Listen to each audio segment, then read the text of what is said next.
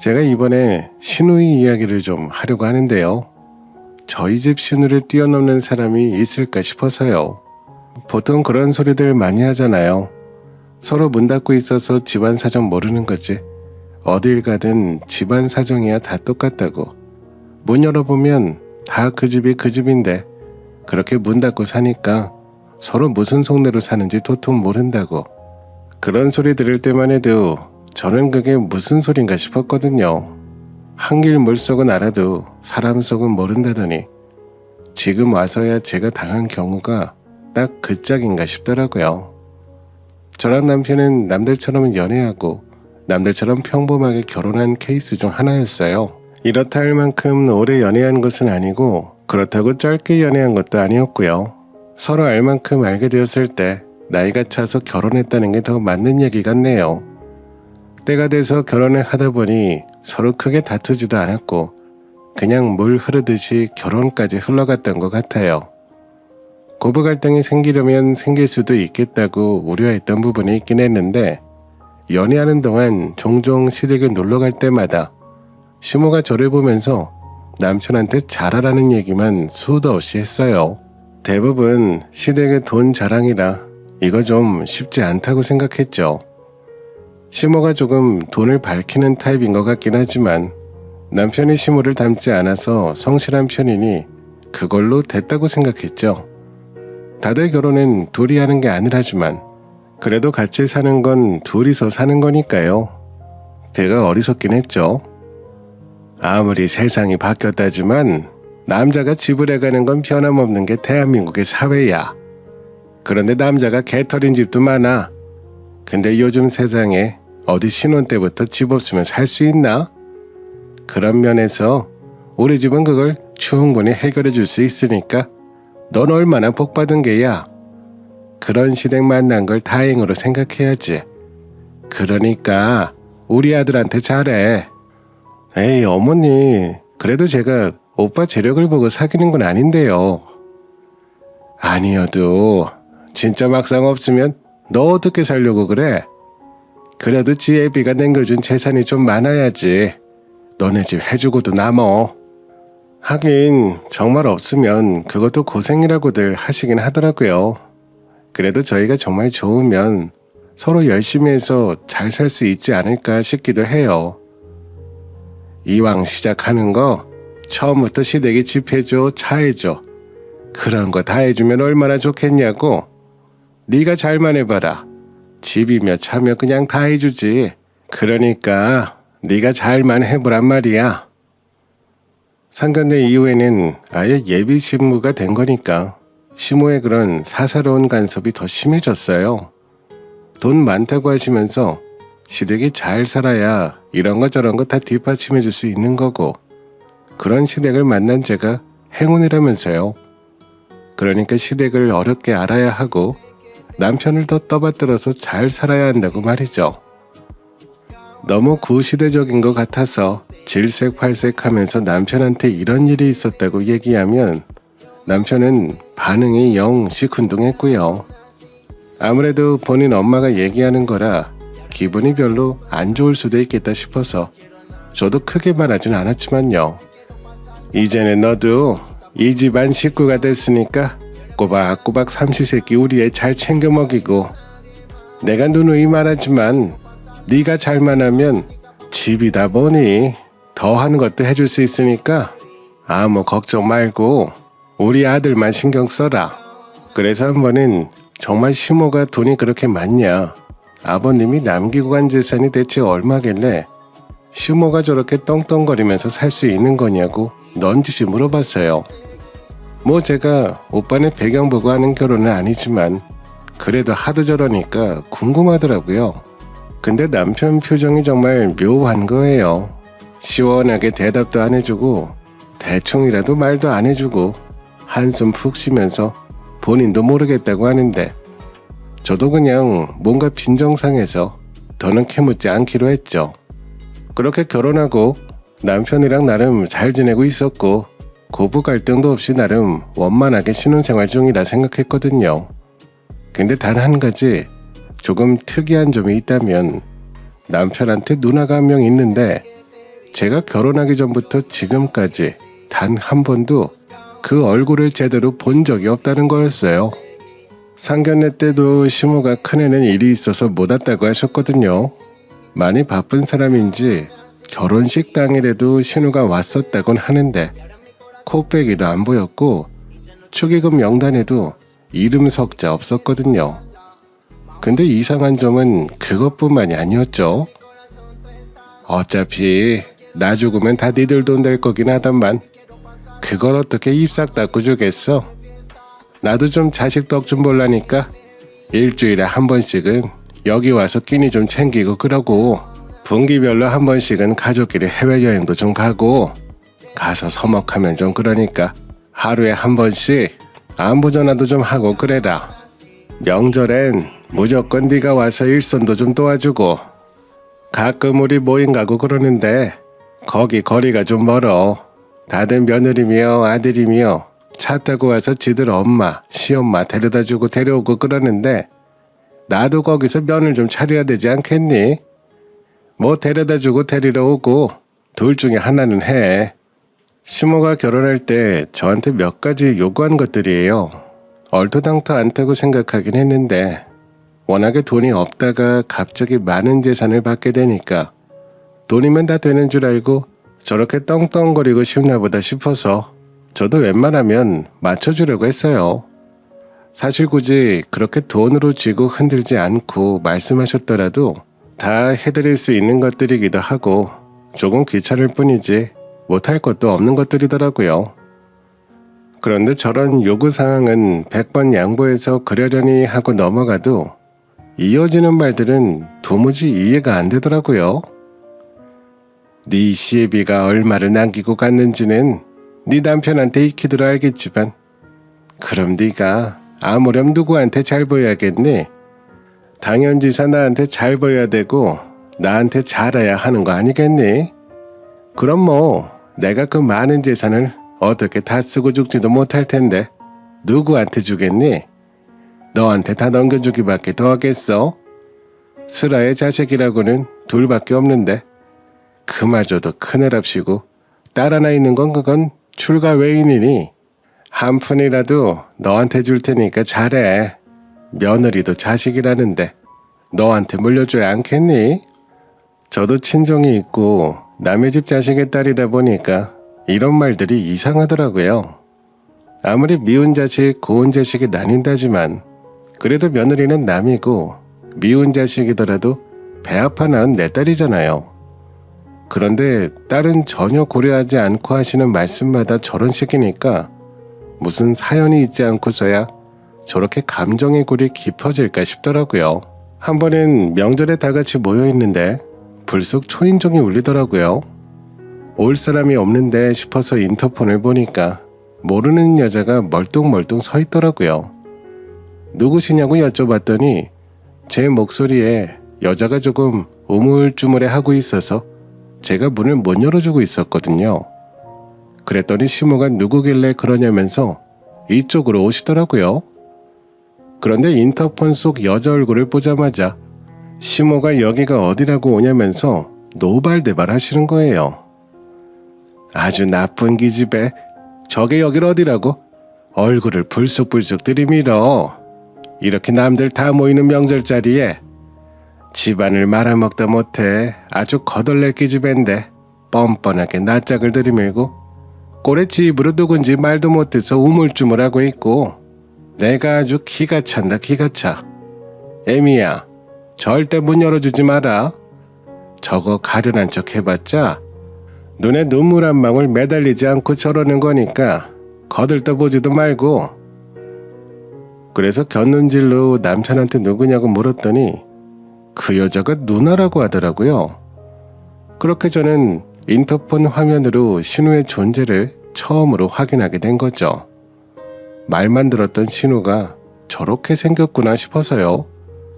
아버님을 뵌 적이 없어서 잘 모르겠지만 그래도 남편이랑은 조금 닮은 것 같기도 하고 근데 아무리 그래도 저번에도 그렇고 이번에는 더 그렇고 본인 딸인데 왜 저렇게까지 싫어하는 건가 싶어서 또 넌지시 남편한테 물어봤어요. 대체 어머님이 왜 저렇게까지 형님을 싫어하시는 거야? 웬만한 모녀 갈등이라 해도 이렇게까지 감정의 골이 깊을 수가 있어? 대체 무슨 일이래? 아, 원래 옛날부터 엄마랑 누나 사이가 별로 안 좋았어. 특별히 무슨 일이 있다기보다는 그냥 엄마랑 누나랑 결이 좀 많이 달랐어. 아무리 결이 다르다고 해도 저렇게까지 양극이라고? 이건 결이 다르고 안 다르고 문제가 아닌 것 같은데? 그래도 문전박대는 너무 심하잖아.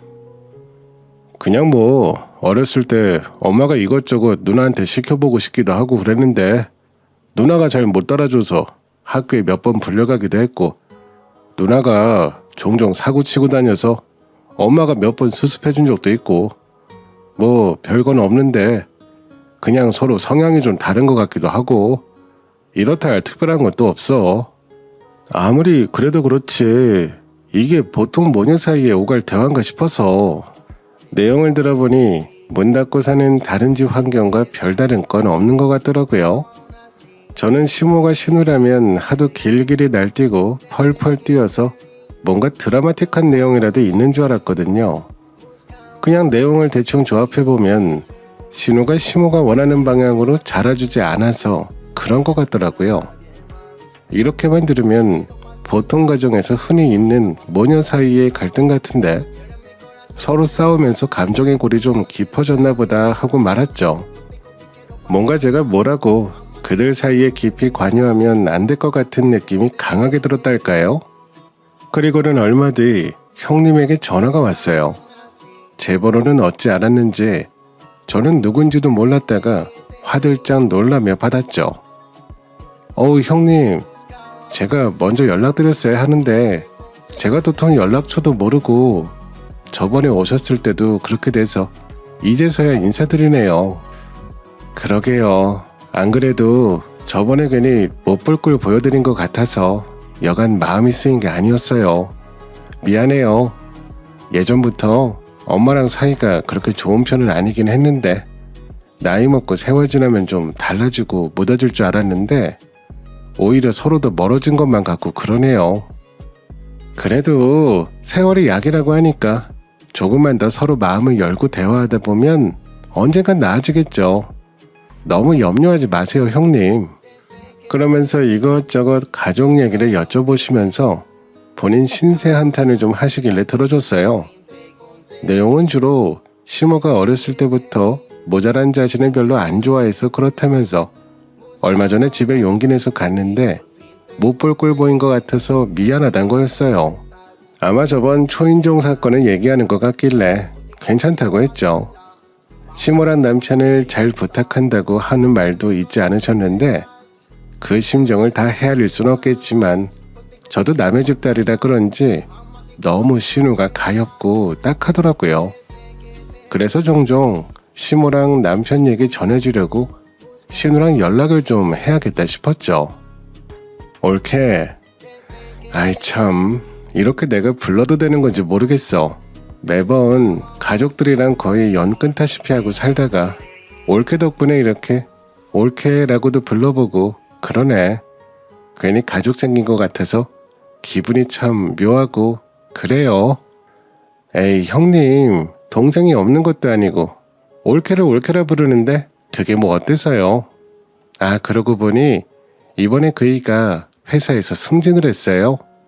그것 때문에 어머님이 축하 파티도 하자고 하시더라고요. 아, 그래요. 하긴 전부터 동생이 공부도 똑소리 나게 잘했는데 역시 회사에서 인정받고 그러나 보네요. 아마 전 파티는 못 가겠지만 그래도 너무 축하한다고 전해주세요. 그러지 마시고 나중에 슬쩍 문자라도 하나 남겨주세요. 승진 얘기 들었다고 축하한다고 그 정도는 할 수 있죠 누난데. 그렇게 신우랑 원만한 사이를 꾸려가고 있을 즈음 얼마 지나지 않아 시모가 병원에 입원했다는 소식을 듣게 됐어요.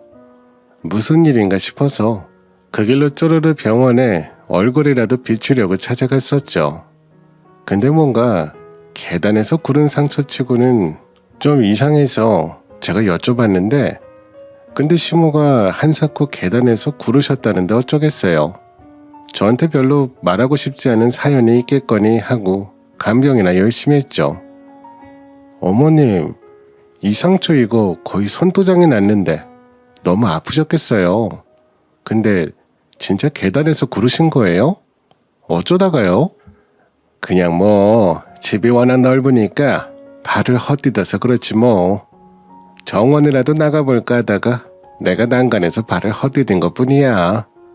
진짜 계단에서 넘어진 거래도 어디가 골절된 것도 아니고 심각하게 다친 건 아니라 시모 퇴원일이 빠르게 다가오고 있었고 집으로 퇴원하려는데 시모가 그 집으로는 못 간다고 하더라고요.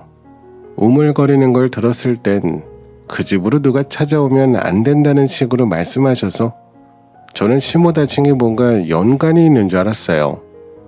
그날도 제가 남편에게 오늘 내가 어머님 뵈러 갔는데 상태가 많이 호전돼서 다행히 곧 퇴원할 수 있을 것 같더라고. 병원에서도 퇴원 준비하라고 했어.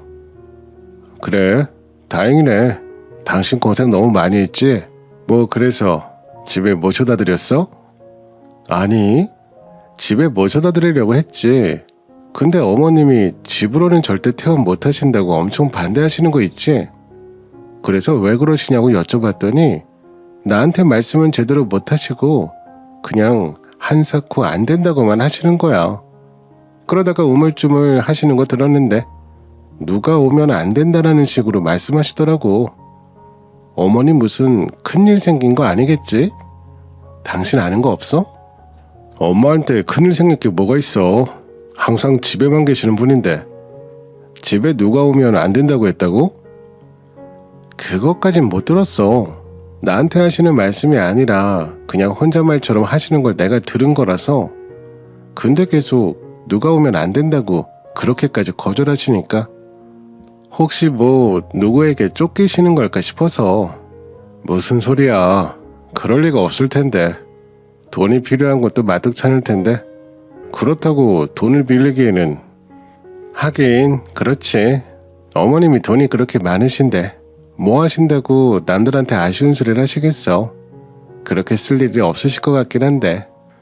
아니, 오히려 그 반대긴 한데 아무튼 알겠어. 당신 고생 많았어. 우리 엄마라 내가 더 챙겼어야 하는데 이것저것 승진했답시고 회사 일 늘어나니까 내가 너무 무심했다. 신경 써줘서 고마워. 내가 알아서 해볼게. 엄마랑 연락도 좀 해보고. 그날 기가에서 남편한테 이 얘기를 했는데 굉장히 뚱한 표정을 짓더라고요. 혹시 돈을 빌렸던지 그런 거에 대해 알고 있는 게 있느냐. 하긴 시모 돈이 그렇게 많다는데 그런 걸 했겠냐마는 그래도 혹시 다단계라든지 사기를 당했을 수도 있지 않냐면서 물어보니까 남편은 오히려 코웃음을 치더라고요. 돈은 무조건 아니라고 하면서요. 뭔가 남편은 이미 대충 다 알고 있는 것 같은 느낌이었달까요. 그리고 남편이 알아서 하겠다고 하길래 그러라고 했죠 뭐. 그리고 자려고 누워서 휴대폰을 봤는데 신우에게 연락이 와 있는 거예요.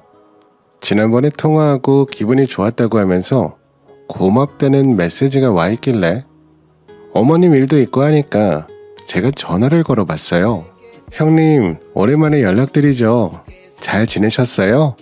다름이 아니라 이번에 어머님이 입원하셔서 소식 전해드리려고 연락드렸어요. 엄마가요? 무슨 어떻게 얼마나 다치셨는데요? 지금은 퇴원하셨고요? 아니요. 아직은 병원에 계시는데 그렇게 심하게 다치신 건 아니라 곧 퇴원하실 거예요. 근데 아무래도 연세가 있으시다 보니까 추후 상태를 좀 보려고 조금 길게 입원해 계시긴 하세요. 형님도 아셔야 할 것 같아서. 아, 그럼 혹시 저한테 엄마 어디 병원에 있는지 좀 알려줄래요?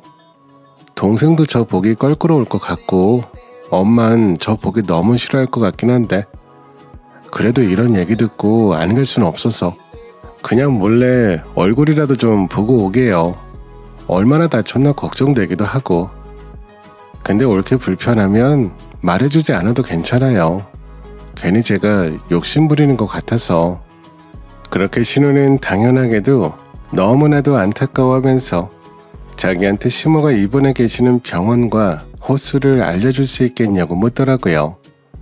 그마저도 시모란 남편이 싫어할 수도 있으니까 엄마 잠들고 동생 없을 때 아무도 몰래 다녀가야겠다고 하면서요.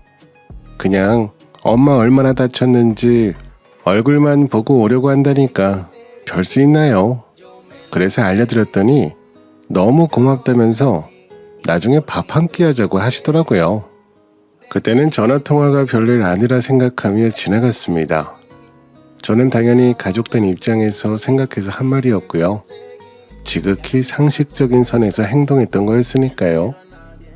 근데 그 뒤로 어머님은 잘 퇴원하셨고 남편이 가서 확인했는데 건강하시다고 해서 저는 그런 줄만 알고 지냈거든요. 그렇다고 제가 매일 연락드려서 확인하기도 그렇고 전화할 때마다 본인 돈 많다고 자랑하시며 남편에게 잘해라 시모에게 잘해라 그런 소리만 하시니 연락하고 싶은 마음이 없기도 했고요. 그런데 2달 정도 지났을 때였는데 친정에서 과일 받은 게 있어서 시댁에 갔는데 거실에 신우가 떡하니 앉아있는